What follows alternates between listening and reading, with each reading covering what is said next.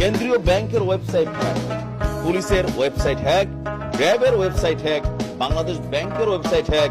এই মুহূর্তে ফাইনালি প্রধানমন্ত্রীর কার্যালয়ের যে অফিসিয়াল ওয়েবসাইট আছে সেইটাও হ্যাক হয়ে গেছে। প্রধানমন্ত্রীর অফিসিয়াল ওয়েবসাইটে ঢোকার চেষ্টা করা হলে আগেরগুলোর মতোই দ্য রেজিস্ট্যান্স নামের একটি হ্যাকার গ্রুপের বার্তা ভেসে উঠছে। ইভেন বাংলাদেশ ছাত্রলীগেরও ওয়েবসাইট দুটি হ্যাক করেছে এই গ্রুপটি।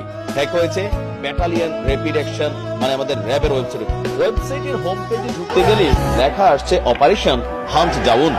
সেখানে কোটা সংস্কারের দাবিতে আন্দোলনরত শিক্ষার্থীদের পক্ষে অবস্থান নিয়ে বলা হয়েছে স্টপ কিলিং স্টুডেন্টস বা শিক্ষার্থী হত্যা বন্ধ করো।